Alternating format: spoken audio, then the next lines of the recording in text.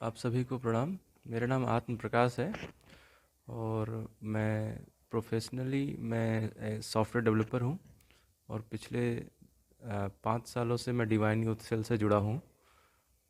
Divine youth cell चेतना केंद्र में गायत्री परिवार का यूथ ग्रुप है जो अलग अलग जो हमारे गुरुदेव के संकल्प हैं, सतसूत्रीय कार्यक्रम है, उसको लेकर उनके संकल्पों को लेकर के आगे बढ़ रहा है और समाज में कुछ नया परिवर्तन की तरफ अग्रसित है।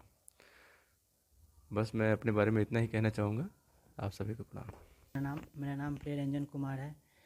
मैं इलेक्ट्रॉनिक्स एंड कम्युनिकेशन इंजीनियर हूँ। मैं डिवाइन यूथ सेल में पिछले 4 सालों से अपना समय दे रहा हूँ। मैं गतिविधियाँ के रूप में मैं बाल संस्कारशाला, साहित्य स्टॉल और साधना में सुबह आने का मुझे बहुत अच्छा सौभाग्य प्राप्त है। धन्यवाद। सभी को प्रणाम। मेरा नाम हिमांशु शुक्ला है और मैं एक आईआईटी का स्टूडेंट हूँ जिसमें रिसर्च करता हूँ और आज मेरा पहला दिन है यहाँ और गुरु का आशीर्वाद रहा और भगवान की कृपा रही तो आगे मैं यूँ ऐसे चलता रहूँगा।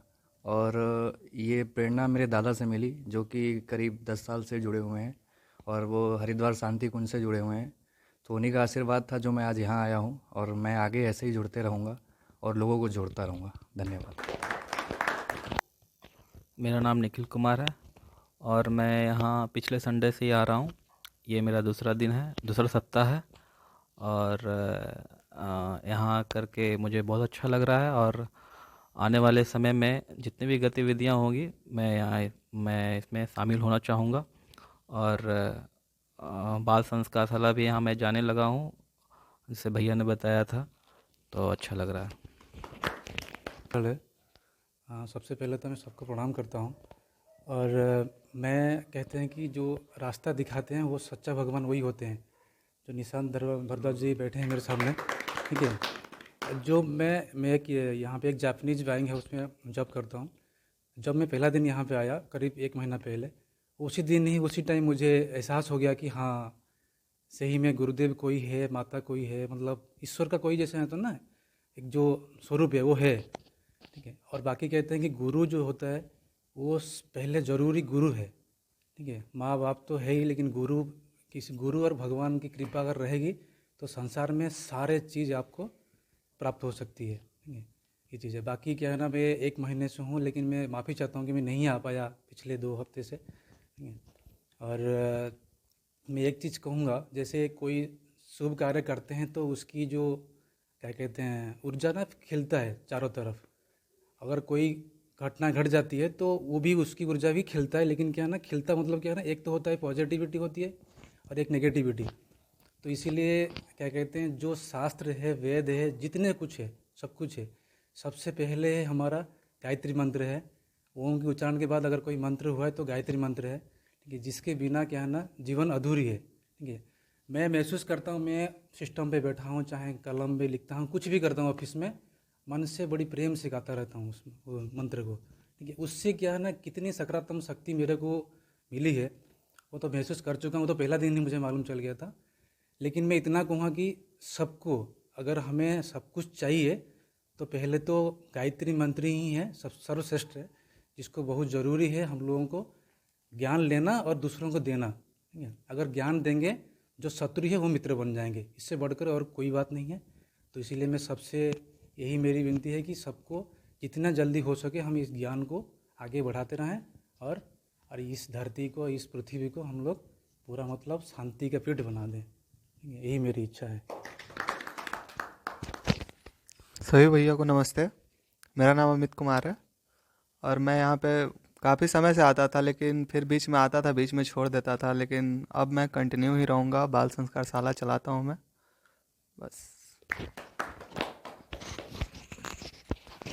सभी को प्रणाम और माँ गायत्री, गुरुदेव, गुरु माँ की असीम अनुकंपा से मैं यहाँ जुड़ा हुआ हूँ।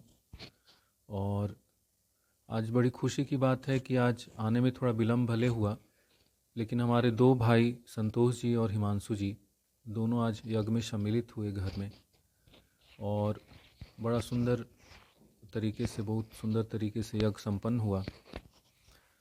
और गुरुदेव ने जैसा लिखा है कि यज्ञ से अनुप्राणित हमारे भाव हों, हम लोग इसी रास्ते पे चल रहे हैं और बस यही कामना है कि आगे और हमारे भाई बंधु जुड़ते रहें और माँ गायत्री का आंचल थामे रहें। धन्यवाद।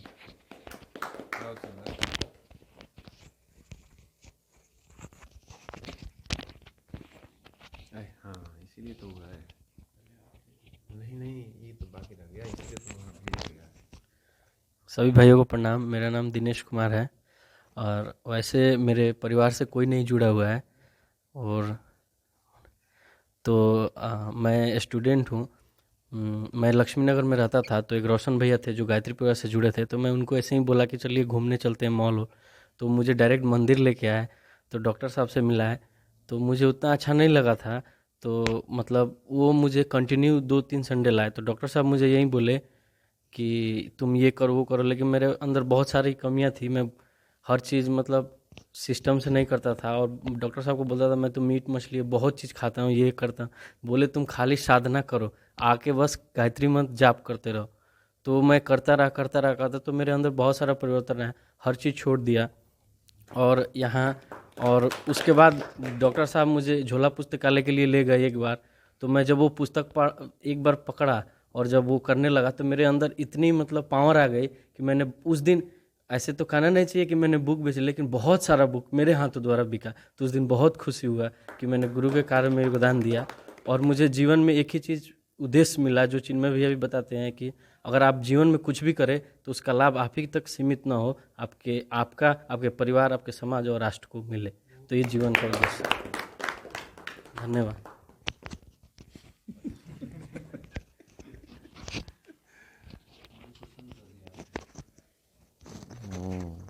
मन प्रसन्न करने वाले भाई लोग हैं हमारे। हम लोग यहाँ पर आते हैं तो हम लोग फिजिक्स हम लोग पढ़ते थे पटना में। एम करीम, पता ना आप लोग जानते हैं कि नहीं। एम करीम के हम स्टूडेंट रह चुके हैं, बीएन कॉलेज के रीडर थे वो। तो 3 भाई मिल करके वो फिजिक्स पढ़ाते थे, बांट लिए थे फिजिक्स में।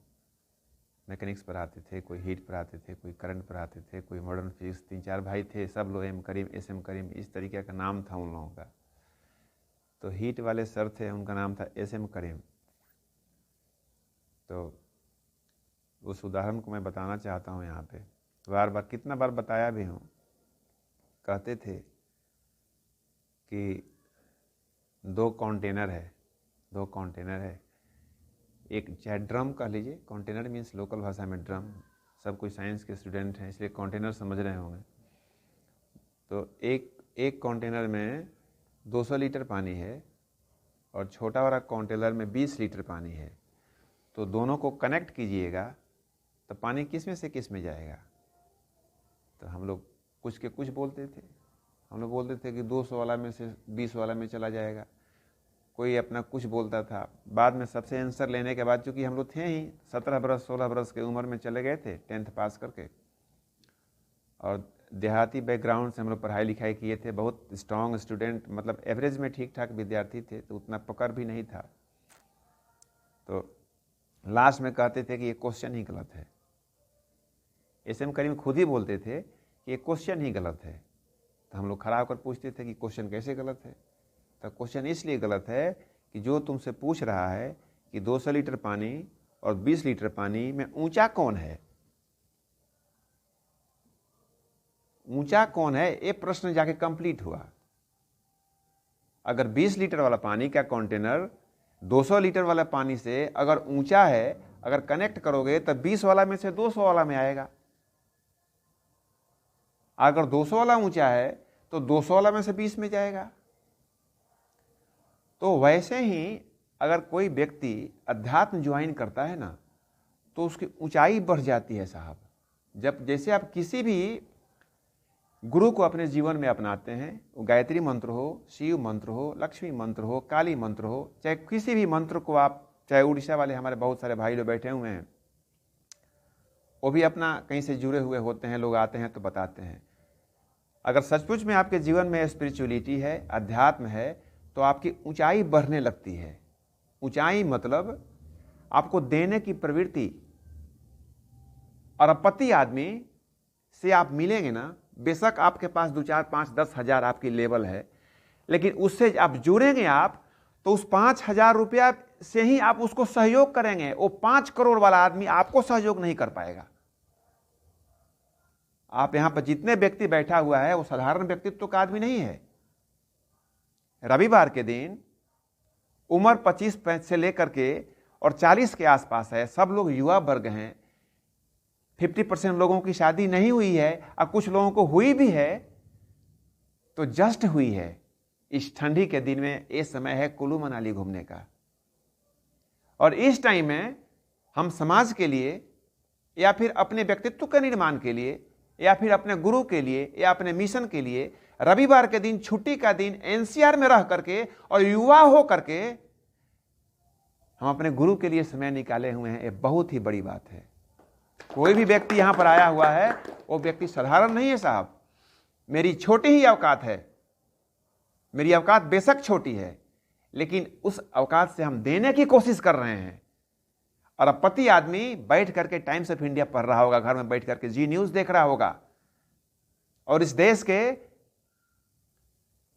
बड़े बड़े नेताओं पर कमेंट करेगा, कॉम्प्लीमेंट करेगा कि फलाना आदमी अच्छा काम नहीं किया, इस देश की ऐसी व्यवस्था ऐसी हो गई, खाली इसी ढंग की बातें करेगा और चाय की चुस्की लेगा भी संडे के दिन, शाम के टाइम में जाकर कहीं बढ़िया मॉल में बढ़िया से खाना खाएगा और आज छुट्टी के दिन खत्म। कोई यहाँ पर हमारे भाई साहब, हमारे निशांत जी आए हुए हैं, यहाँ से 40 किलोमीटर चल करके मुनिरका में रहते हैं। आप लोग भी वैसा ही हालत है, आपका भी वही हाल है। आपको पता ना शादी हुई है कि नहीं, मुझे नहीं पता है, बताइए। ऐसी स्थिति में घूमने फिरने का समय है, प्लेसमेंट का समय है, अपनी जॉब को खोजने का समय है। ऐसी स्थिति में अब साइंस के सबको एक और उदाहरण मैं दे सकता हूं। गुड जो करंट की कंडक्टिविटी जो है वो किस चीज पर डिपेंड करती है? उसके फ्री इलेक्ट्रॉन पर डिपेंड करती है। कोयला जो है, कोयला में करंट प्रवाह क्यों नहीं करता है? उसमें फ्री इलेक्ट्रॉन नहीं होते हैं। उसमें इलेक्ट्रॉन और प्रोटॉन और न्यूट्रॉन की कमी है क्या? बहुत ज्यादा है, लेकिन फ्री इलेक्ट्रॉन नहीं है उसमें। जिस मेटल में फ्री इलेक्ट्रॉन होता है, जैसे उसको किसी बैटरी से जोड़िएगा, किसी खास पोटेंशियल डिफरेंस से उसको जोड़िएगा, उसमें करंट का फ्लो होना शुरू हो जाएगा। तो ये सारा दुनिया के पास 24 घंटा का ही समय है। ऐसा नहीं है कि गायत्री परिवार में जो आता है, चाहे हमारे जो चेतना केंद्र में आया हुआ है, उसके लिए भगवान 25 घंटा का समय बना दिए या फिर 26 घंटा के लिए समय बना दिए। सुभाष चंद्र बोस के लिए भी 24 घंटा का ही समय था। समाज के 2 नंबर 3 नंबर का काम करके और इस ठंडी में सोए हुए हैं घर में, उनके लिए भी 24 घंटा का ही समय है।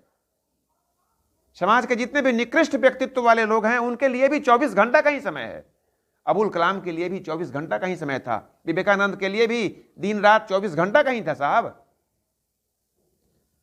लेकिन उनके पास फ्री इलेक्ट्रॉन था। ऐसा समय था उनके पास जो समाज के लिए दे सकें। और हमको आपको यही करना होगा। अपने जीवन में जो भगवान ने 24 घंटा का समय दिया है, उसमें से कुछ समय समाज के लिए निकालने की एक छोटी सी प्रयास करनी पड़ेगी। और आप लोग निकाले भी हैं, तभी तो यहां पर आए हैं। समाज में बड़ा काम कुछ करना है, सचमुच में समाज में कुछ क्रांति लाना है, तो कुछ तो करना पड़ेगा आपको। घर में बैठकर प्लानिंग करने से हो जाएगा क्या? कंडक्टिविटी बढ़ाने के लिए फ्री इलेक्ट्रॉन तो चाहिए। आपका फ्री इलेक्ट्रॉन क्या है? समय ही तो है।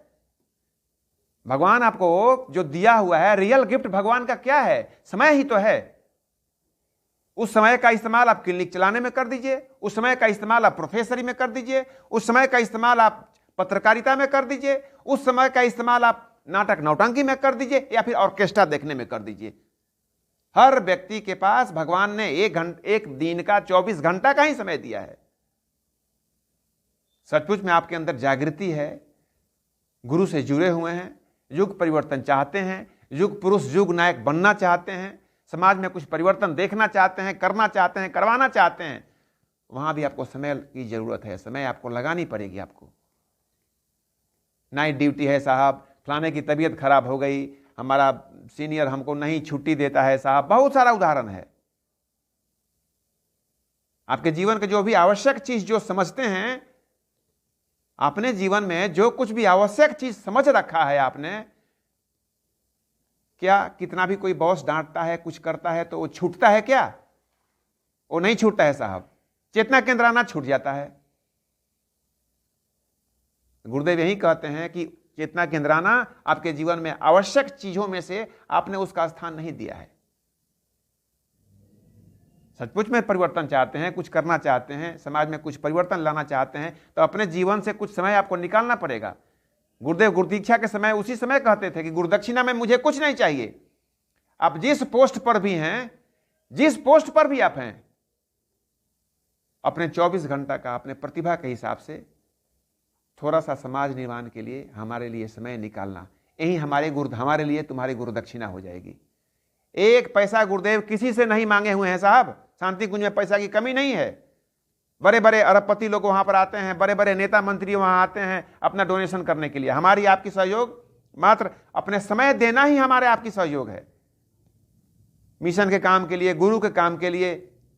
और पहली बात। दूसरी बात है कि हम लोग कहते हैं कि मिशन का समय है, एक्चुअली ये मिशन के लिए समय आप देते नहीं है साहब। बार बार इस चीज को मैं बोला हूं, एक्चुअली मिशन के लिए समय नहीं देते। आप यहां पर आते हैं, आपके व्यक्तित्व का परिमार्जन होता है, आपके व्यक्तित्व में सुधार होता है, आप नीचे से ऊंचा उठ रहे हैं साहब।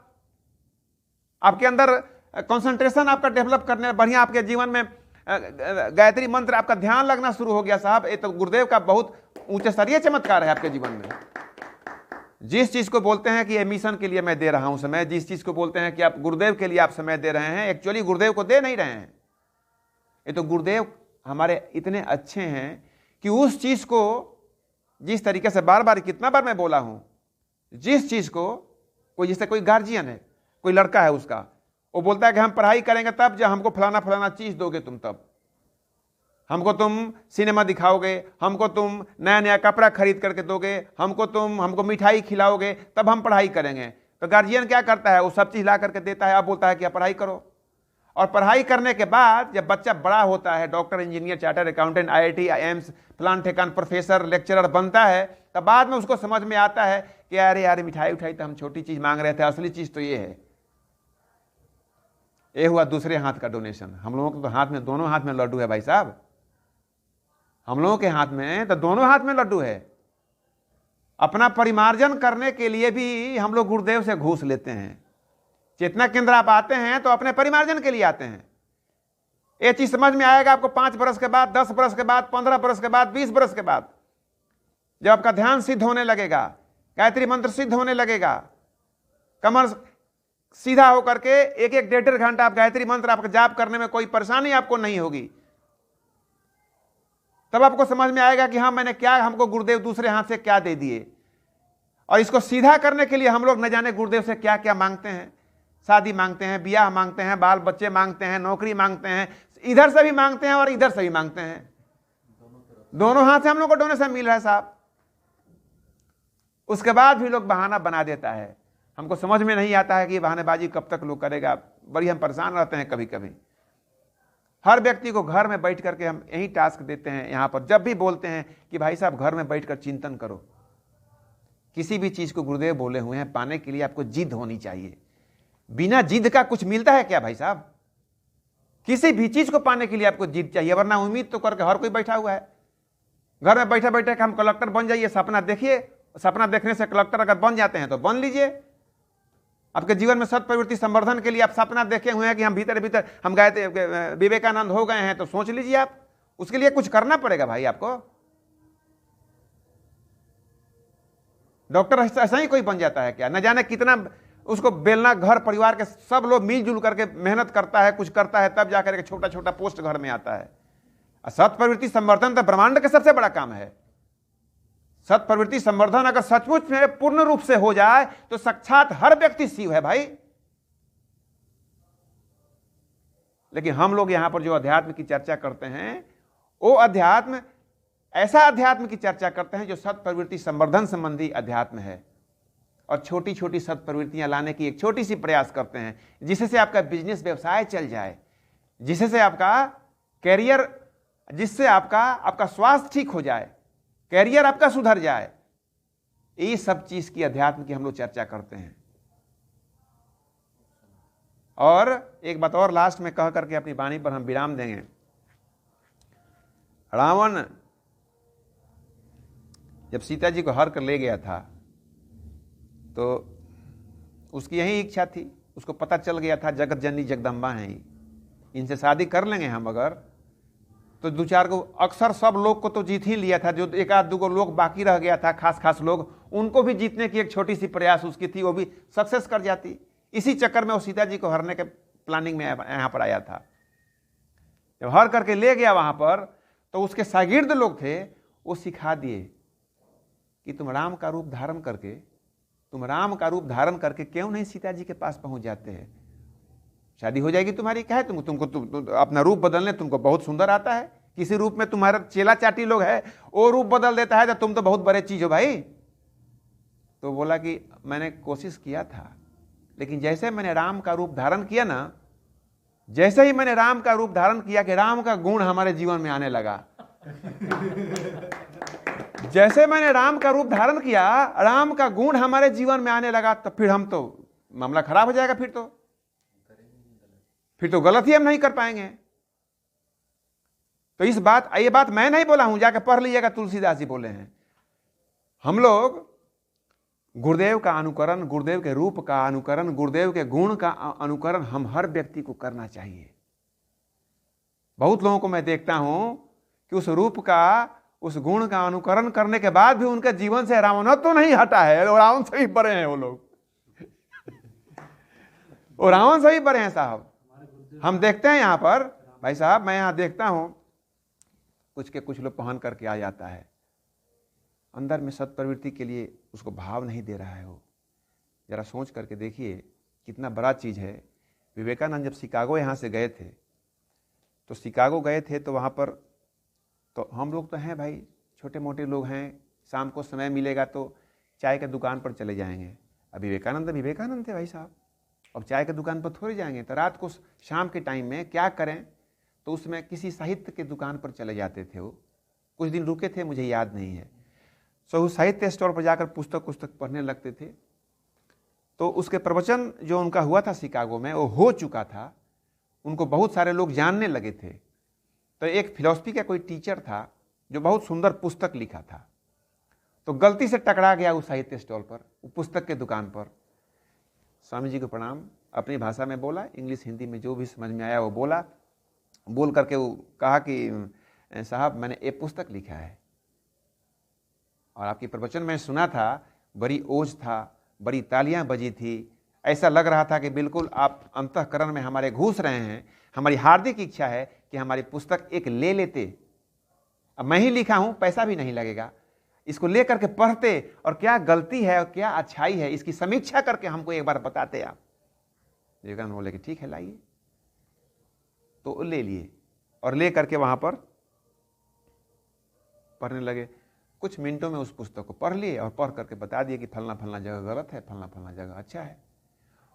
उसको कमेंट लगा, उसको लगा कि हमारी तौहीनी हो रही है, क्योंकि अपने हिसाब से वो बहुत बड़े, जिस तरीके से फिजिक्स में एच सी वर्मा, रेशनिक, इरोडो है ना, उस लेवल का वो फिलॉसफी का कोई पुस्तक था, वो उस लेवल का, पूरे विश्व लेवल की पुस्तक थी वो। तो उसको लगा कि तो विवेकानंद हमारी तौहीनी कर रहे हैं। मतलब बाद में वो बताया कि फलाने पृष्ठ पर फलाना गलती है और बाद बाकी सब चीज ठीक है। हतप्रभ रह गया वो व्यक्ति। तो ये चीज होता है अध्यात्म साहब। जिस चीज को हम लोग, अब कंसंट्रेशन को, आपकी अगर ध्यान करने से कंसंट्रेशन बढ़ता है, आपकी मेमोरी बढ़ती है, तो उसके प्रति आपकी लुलुपता क्यों नहीं बढ़ती है? हमको इस बात को परेशानी है, इस बात को सुन करके। अगर सचमुच में गायत्री मंत्र जपने से आपका जीवन का जो अंदर के जो सद्गुण बढ़ते हैं, ये बात मैं नहीं, गुरुदेव बोल करके गए हैं। जितना देर आप टेबल कुर्सी पर बैठे हुए हैं, आपकी बैठने के, रियल बैठने की क्षमता आपकी बढ़ती है। अगर सचमुच में बढ़ती है, फिर उस चीज को अपनाने से दिक्कत दुनिया को क्यों हो रही है भाई साहब? क्यों इस बात को बोला जा रहा है कि चौथेपन का चीज है? इस बात को क्यों बोला जा रहा है कि चौथेपन का चीज है अध्यात्म? किसी विद्यार्थी से अगर पूछा जाए कि ये स्वास्थ्य जो है, सबसे कोई आदमी चाहता है ना कि मेरा स्वास्थ्य उस समय ठीक रहे जिस समय हम मैक्सिमम काम करूं। युवावस्था ही होता है ना, सबसे ज्यादा आदमी काम करता है। 25 वर्ष से लेकर के 50 वर्ष का जो अवस्था होता है, सबसे ज्यादा इसी समय में आदमी काम करता है। डॉक्टरी, इंजीनियरिंग, क्लिनिक चलाना, फ्लैट खरीदना, शादी करना, बच्चा पैदा करना, न जाने कौन कौन काम करता है न जाने कौन कौन काम करता है इस समय में। तो इसी समय हमारी ताकत की जरूरत है। भगवान से प्रार्थना करता है कि हे भगवान, इसी समय में हमको पूरा ताकत देना आप, ताकि कोई काम मेरा बाकी ना रह जाए। तो अगर गायत्री मंत्र जपने से अगर 6 घंटा आप पढ़ाई करते हैं और रियल में 6 घंटा बैठ जाते हैं, वहां पर रियल ताकत आपकी कंसंट्रेशन है। हम लोग लाल बत्ती से डरते हैं साहब, बड़े बड़े डॉक्टर की लंबी गाड़ी से हम लोग प्रभावित हो जाते हैं। उसके सद्गुण से प्रभावित जिस दिन होना शुरू हो जाएंगे आप, उसी समय से आपके जीवन में विकास होना शुरू हो जाएगा। लाल बत्ती से गुरुदेव बोले हैं क्यों प्रभावित होते हो? उसके अंदर मात्र एक ही क्षमता है कि जब वो पढ़ने बैठता है ना, तो 6 घंटा अगर पढ़ाई करता है तो रियल में 6 घंटा बैठता है। ये उसका सद्गुण है। मतलब सद्गुण के रूप में कंसंट्रेशन तुम्हारे से बेहतर है उसका। कोई भी व्यक्ति अगर उसके इतना कंसंट्रेट है तो हर व्यक्ति अपने आप को आईएएस मान सकता है, बड़ा डॉक्टर मान सकता है, बड़ा इंजीनियर मान सकता है। तो नकल करनी है अगर, तो सद्गुण का नकल करो। लाल बत्ती का नकल करके क्या करेगा तुम? बड़े गाड़ी का नकल करके क्या करेगा? कोई बड़ा डॉक्टर खरीद लिया है, 50,000 की प्रैक्टिस है उसकी, लंबा लंबा गाड़ी खरीद के घूम रहा है, तो उसकी नकल तुम क्यों करते हो साहब? उसके सद्गुण का नकल करो। कोई बड़ा दुकानदार है, तो हाँ उसको बहुत चसा बसा है, हर घर में एसी लगा हुआ है, 4-4 नौकर उसके खट रहे हैं, तो उसके तुम बाहरी चीज को देख करके क्यों नकल कर रहे हो उसका? जा करके देखो कि कितना बजे सुबह में उठता है, अपने काम के प्रति समर्पण कितना उसके जीवन में है, किस तरीके से खान पीन है, उठना बैठना क्या है उसका। जो कुछ भी जो रियल गुण है, जो गुरुदेव बोले हुए हैं, सद्गुण के लिए कंपटीशन करो। सद्गुण के लिए जो आपाधापी समाज में मची हुई है, वो सद्गुण के लिए जिस दिन करना शुरू कर जाओगे, उससे भी तुम आगे निकल जाओगे भाई। अगर रियल में कंपटीशन करना है तो उसके जीवन में जो अच्छा गुण है, जिस अच्छाई के चलते वो आगे बढ़ रहा है, उस अच्छाई का नकल करो ना भाई। लाल बत्ती से नकल कर रहे हो, ज्यादा चीज ताम झाम उसके घर में लगा हुआ है, बड़े बड़े महंगा महंगा चीज उसके घर में आया हुआ है, इस बात का तुम नकल कर रहे हो, तो फिर बेकार की बातें हैं सब। फिर तो लड़ाई झगड़ा हो जाएगा, ईर्ष्या बढ़ जाएगी। उसके घर में तुम जाओगे, कल से जाना बंद कर दोगे तुम।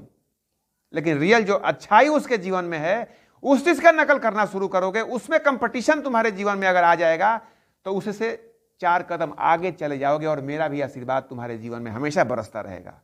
ये गुरुदेव चाहते हैं। इसी चीज को हम लोग छोड़ दिए हैं, हम लोग और क्या किए हैं? क्यों साहब?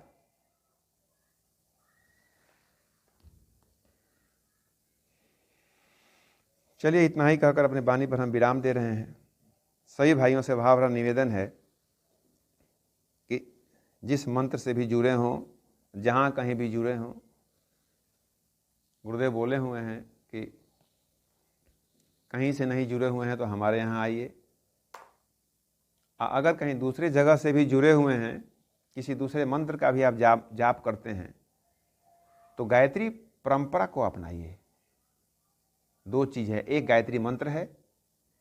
गायत्री मंत्र का जो रियल अर्थ होता है, वो भगवान के से प्रार्थना किया जाता है कि हे भगवान, हमारे बुद्धि को सन्मार्ग में प्रेरित कीजिए,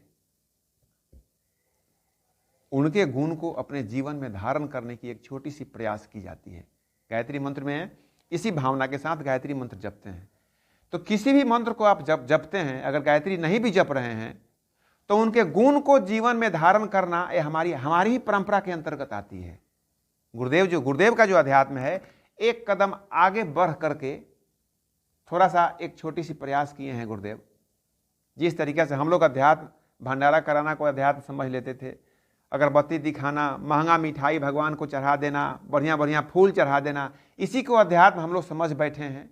गुरुदेव बोले हुए हैं कि जिस देवी देवता का भी तुम पूजा करते हो, पाठ करते हो, आराधना करते हो, कोई मुझे दिक्कत नहीं है, उनके गुण को अपने जीवन में धारण करना, ये मान करके चलेंगे तू हमारे परिवार का ही आदमी है। गायत्री मंत्र का शाब्दिक अर्थ यही है। कौन ऐसा 36 कोटि की 33 कोटि देवी देवता हैं, कौन ऐसा देवी देवता हैं जो गलत काम किए हैं साहब? हर कोई अपने जीवन में त्याग ही तो किया है। बजरंग बली के भक्त हैं, उनका गुण अगर 2% भी अपने जीवन में आ गया, मान करके चलिए कि हमारे परिवार के हैं आप शिव मंत्र जपते हैं, उनके गुण को अपने जीवन में धारण कीजिए। समाज के उत्थान को कराने के लिए 20 को नीलकंठ कहा गए, 20 को अपने कंठ में धारण करके रख नीलकंठ कहा गए। कान में बीछी को पहन करके रखते हैं, और गला में सांप को लपेट करके रखते हैं। समाज का ऐसा चीज जो टच कर दे आपको उसी समय मौत निश्चित है, उतने गंदे लोगों को उस लेवल की चीज को भी अपने गले से लगा करके रखते हैं। ये चीज शिव से सीखना चाहिए हम लोगों को, ये चीज शिव से हम लोगों को सीखना चाहिए। शिव के हम लोग सब कोई पुजारी हैं। शिव का गुण अगर 2% हमारे जीवन में आ जाए फिर तो यही सतयुग है साहब। माता जी को ले लीजिए आप, जगत जननी जगदम्बा माँ दुर्गा को ले लीजिए, उन्हीं को अगर उन्हीं की आप पूजा करते हैं, उन्हीं के गुण को अपने जीवन में धारण कीजिए। माँ पार्वती की पूजा करते हैं, उन्हीं के गुण को अपने जीवन में धारण कीजिए। माँ सरस्वती की पूजा करते हैं, उन्हीं के गुण को अपने जीवन में धारण करके दिखाइए।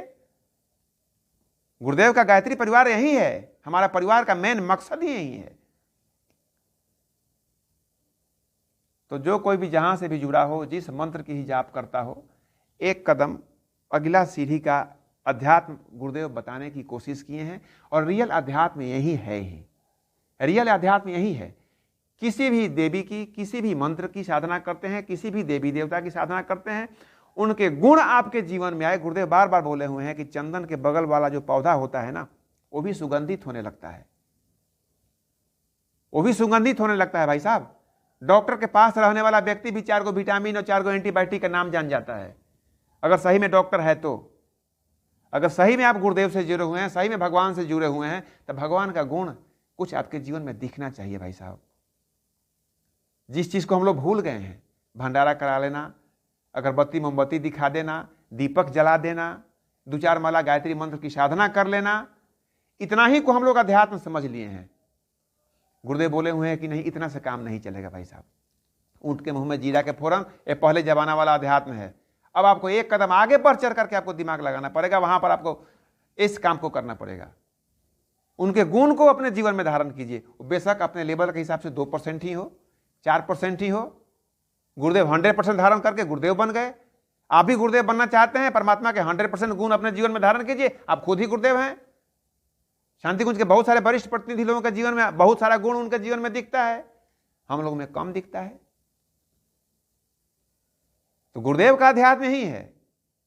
आपको जो करना हो, भंडारा करना हो, पूजा करना हो, पाठ करना हो, जो कुछ भी करना हो कीजिए। अगर आपके उनके गुण को अपने जीवन में, आप गायत्री मंत्र का शाब्दिक अर्थ लेकर के आप बोल दीजिए। आप भाई साहब आप बोलिएगा, देखिएगा उसमें लिखा हुआ है।